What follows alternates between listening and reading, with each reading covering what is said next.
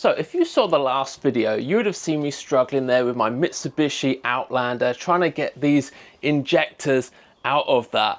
And clearly I actually did it. And with these now, we're going to clean these using just these three simple tools here, along with some Wins injector cleaner, to show you how we can get this very dirty looking injector into something nice and clean, ready to go back inside the engine.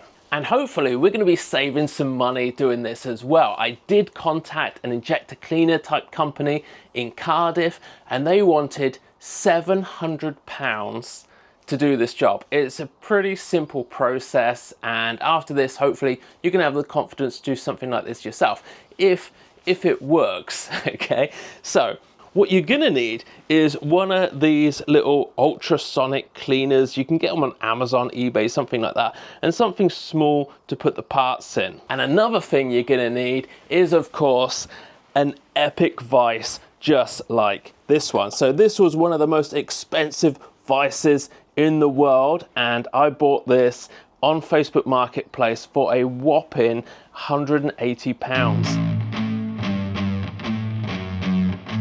So I got this from a friend of mine years and years ago. It's been up in my top shed. It was absolutely filthy. I wish I'd like filmed it when it came out the top shed, because it was disgusting. It's still got some very dirty, falling apart bits here, but the metal on it is very, very strong. So I was thinking, what we're gonna do, we're gonna clean this up. I got these off of Temu. And apparently, according to the video, this should take off rust and all the nasty bits and pieces that you see here on this bench.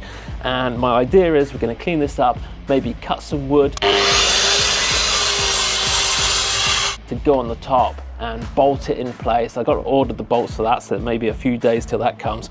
But hopefully we're going to see this transform into a really great little bench, little workbench to put that vise on, and make some great videos in future.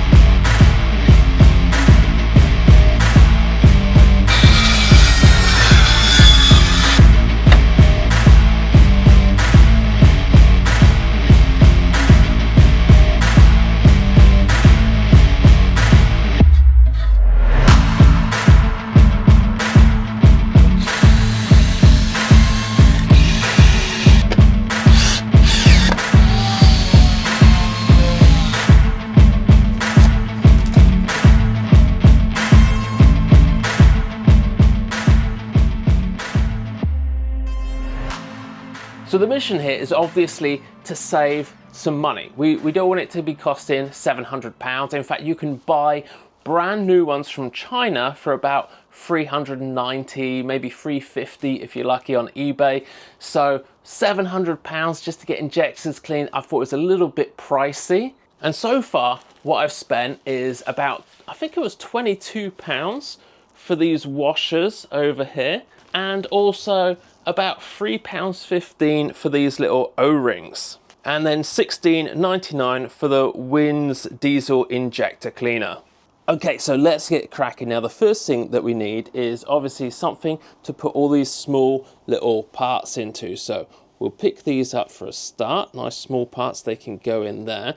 The solenoid is the dodgy bit. So this is where we've got the spring, and should be another little teeny tiny little washer or spacer, tiny little shim just like that, that goes in the solenoid. So that can pop into our little basket, and we can also pull this top bit off here. Okay, so that is now ready to go, along with some of this other stuff. What we need to do now is take apart the main injector. So the first thing we're going to use is this fancy tool that I got from China, from Alibaba, that we use to get the injectors out in the first place.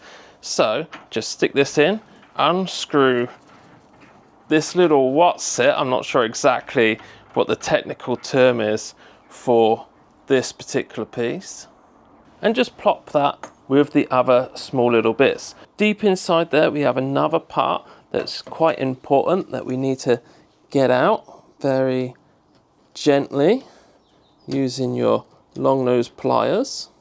All right, so stop the video right there. I'm just editing this right now, and I just realized that that part I'm taking out right now is in absolutely upside down. So I'm pretty sure that's upside down because I've put them all in the other way around. Now, if it is wrong, it could be why the engine sounds so rough right now. That's how it sounds in there.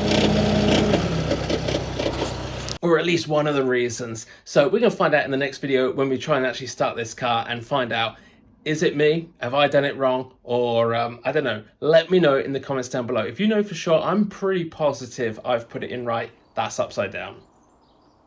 There we go. And we can just pull that out with the long nose pliers and pop it into the little parts bit. So this is the top, pretty much done. I believe you can also take these two little bits here out as well. Okay, so just turn the injector over, and this is where the vise really comes in super handy, because now we have to crack this big one off the top, which is on pretty tight. Oh, there we go. Yeah, there's no way you're going to be able to do that without a vise. Oh. Right, what just fell out there is the very important piece that runs up the center and does a lot of the work. So we definitely need that. You've got to try not to let that fall out if you can. Now you want to be pretty careful taking this off, because we don't want the actual end to fall out. There's some small parts in here that if you lose them, they fall on the floor. There's not really an easy way to fix that problem other than buying new injectors. So keep that piece there, lift this up. Inside here is the very expensive part. Don't want to lose that. We'll stick that again into our parts box, make sure that the cleaner gives it a really good clean. And there is again two very small little pieces here that, if we can, we want to keep separate from the other small parts, along with this little piece here. Okay, so just in here should be a spring. There we go. And I thought there should be some sort of spacer. Oh, there it is. Got it. Good save. Almost lost it. Thank goodness for that. We got that. Okay, so just removing the O-ring as well. Since we've just bought the new ones, we're not going to be needing those old ones. Let's load up now. We've got the main injector, the main shaft that runs up through the middle, and our little basket of small pieces. And then we're going to put some of the big dirty stuff in here. And unfortunately, I'm just sticking it all in together. There we go. There's the other end nozzles. And all we need to do is pop this down in here and then set this up for about 15 minutes. Should be good. Hit the start and away we go.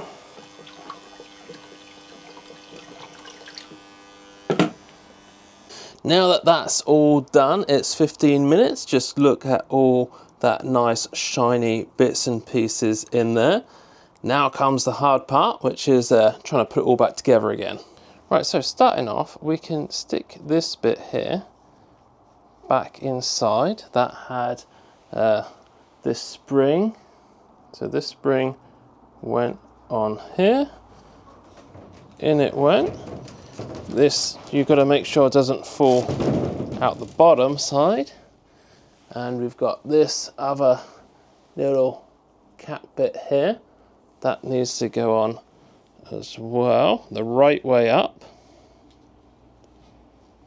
Okay, and also the two littlest little pieces here, one each side.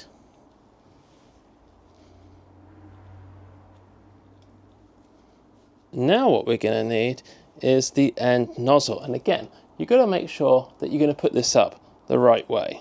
So we'll just put this back into here where it belongs, And on here you can see these ends, and what we need to do is match it up with what you can see on here. So we know it's going to go this way round, like so, and then pop on the end cap, like so, and give that a quick tighten. Now, before we torque this up, what I want to do is make sure that the main shaft that runs through the middle isn't going to fall out the bottom while we're tightening it, because you don't want that to happen now and you know, it get damaged in any way. So I'm just going to put this on finger tight and then turn it over and do the top. So in here, this is where we had these two tiny little pieces. Best to do this with a needle nose pliers. You can just grab these and stick it in one of those two holes. There you go, and again on the other side, get that in there. And then comes this plate here. So what we need to do is just make sure that this little dot here at the end is going to align with the fuel dot on that side. So you've got to make sure that this goes the right way around. And just wiggle that into place. Perfect. So next thing we need to do then is screw this one back down and torque it down. So making sure this goes in the right way up. So this is the bottom side and this flat side is the top side. What we're going to do is just put that back in there as straight as we can. Put it in finger tight, and then we're going to have to torque this up to 70 Newton meters.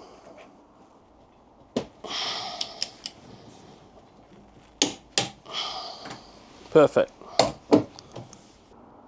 Okay, that's that side done. What we're going to do now is do exactly the same with this side, torquing it up to 70 Newton meters.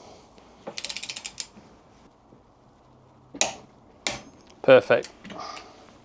Right, so what we're going to do now is just finish off putting this solenoid together. This bit here is going to be the next bit to go in there. That should just pop back in there. That's it, just make sure it spins around freely. Perfect.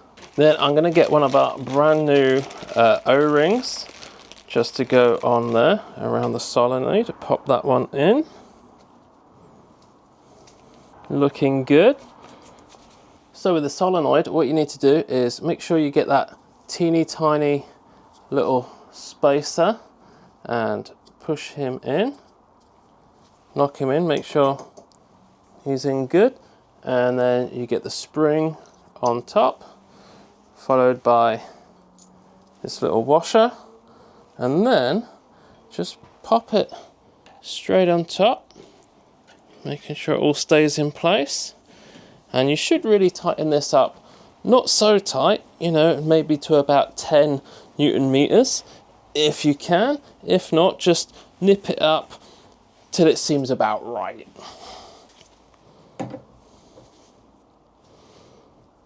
Making sure that the bit that should face forward there is staying near enough where it should be. There we go, that should do. Okay, so there we go, just one more, hopefully fully working and cleaned, useful injector. Just another couple left to do. And then comes the really important part where we find out whether or not these injectors still work, or maybe I should have paid the £700 to get them professionally done, because maybe I still will need to do that. We'll find out in the next video where we're going to finish off the timing chain as well as everything else and see if all this stuff actually works, and also go through the full cost of how much this Outlander is costing. That's it for now. See you in the next video.